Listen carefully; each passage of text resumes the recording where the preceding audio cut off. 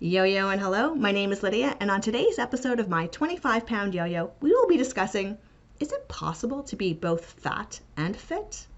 Now, I've heard arguments on both sides over many, many years, but not until a recent study that came out in January of 2021 do I feel like I have a definitive answer. So, let's watch this next clip and then come back here and discuss. Can you be fat and fit? A 2021 study done by the European Society for Cardiology has found a conclusive answer, and it is no! Okay, well, who exactly was in this study anyways that allows them to make this claim? Well, over 500,000 working adults with an average age of 42 at various activity levels and with different body types. 42% were of normal weight, 41% were overweight, and 18% were obese. And what did this study test for? It tested for 3 major conditions that increase risk of heart disease and stroke: high blood pressure, diabetes, and high cholesterol. And what did it find? That exercise independent of weight decreases risk of all 3, and increasing exercise can even decrease high blood pressure and diabetes. But exercise cannot compensate for having extra weight, no matter how much you do. In fact, healthy weight people, even those that are extremely sedentary, have drastically less cardiovascular risk than someone that is overweight or obese, even those that are extremely active. That doesn't seem fair. Are there any problems with the study? The biggest problem is that we don't know the circumstances under which the participants started exercising.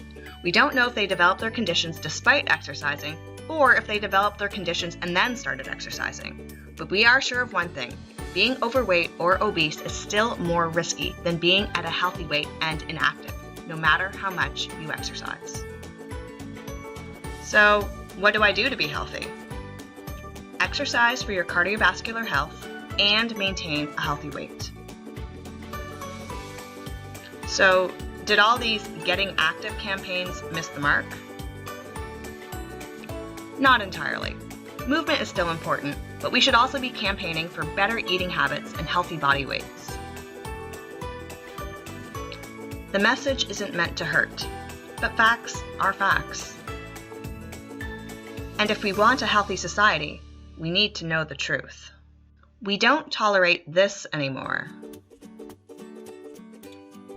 because it promotes illnesses like cancers, heart disease, and blindness. But if I said there are millions of posts out there that promote heart disease, high blood pressure, diabetes, cancer, gallbladder disease, osteoarthritis, gout, and breathing problems, you'd probably say, no way. But here we have this. And yet that is okay. Pinterest has even gone as far as to ban all posts related to weight loss.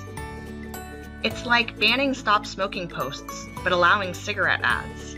As we try not to hurt feelings, we are ignoring facts. These facts will hurt us in the long run. Weight-related diseases do not care how good you feel about yourself, just as lung cancer does not care if you're happy smoking. The fact is, staying fat does put you at greater cardiovascular risk. We can all do things to be more healthy, at any size. But there is no health at every size. So there's a lot to unpack here. Now, the first thing I would like to draw attention to was the size of this study. This was over 500,000 people in the study. This was not a piddly 1,000 person study. This was a very, very large study.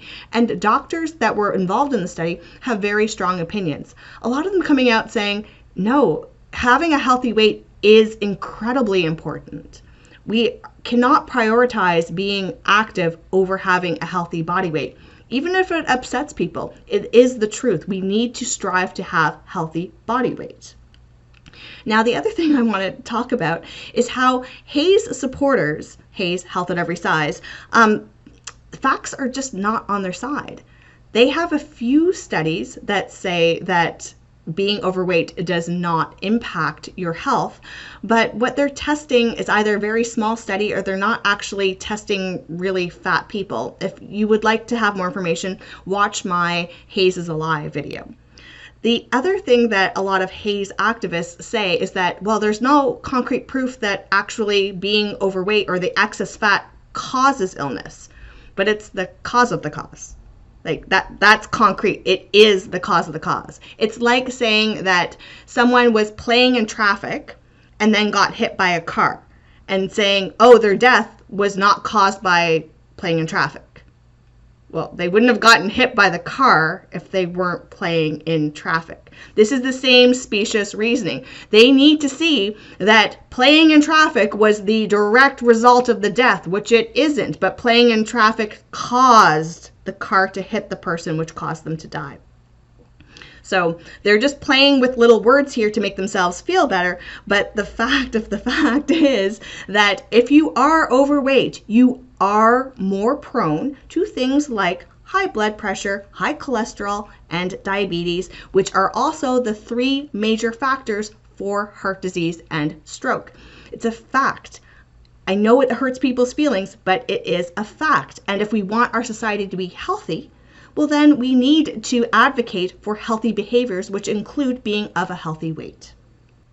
Another thing I'd like to address is the argument of, I don't owe you health. And yeah, that is very true. You don't owe me health. And in fact, the message is not actually telling people that you owe me health. The message is just advocating that being obese is not healthy. The same way that we do things like saying smoking is not healthy. Doing drugs, illegal drugs, is not healthy. Driving a car without wearing a seatbelt is not safe. Riding a bike not wearing a helmet is not safe. You can break all of these rules if you want to. That's fine. That's up to you. You don't owe me. You don't owe society anything. Break all the rules. Be as risky, be as unhealthy as you want. But society has the right to advocate for healthy behaviors. And that's all this is. I feel strongly that we need to make sure people know that there is no such thing. There is no such thing as fat and fit. You can be fitter than the average obese person if you are active, but it does not negate the ill effects of having excess body fat. It's just a pure fact. So no, you don't owe me health. You don't. But don't you owe yourself some honesty? The last point I'd like to talk about is what Pinterest has done. I think that they have drank too much of the fat acceptance Kool-Aid. They are too concerned with placating people's feelings, and they think that the riskiness of dieting is so bad that it counters being at a healthy weight, which is simply not true. Now, I understand standing up against all the gimmicks. We should not be advertising things like juice fast or cabbage soup diets or diet pills and things like that are very, very damaging. No, we should not be advertising that. But what's wrong with promoting a healthy lifestyle? What's wrong with promoting a healthy weight? What does Pinterest think about posts about World Obesity Day? Medical professionals want us to be aware of obesity and how bad it is for us. Are we supposed to just ignore it, stick our heads in the sand because most of the population is overweight anyways? So let's just make all of their feelings more important than the fact that the fat is destroying us. This is so wrong. We are going to be a very happy, dying, young, sick culture if this is what happens. But alas, this is my 25-pound yo-yo and not, can you be fat and still fit? So until next time, yo-yo and let's go.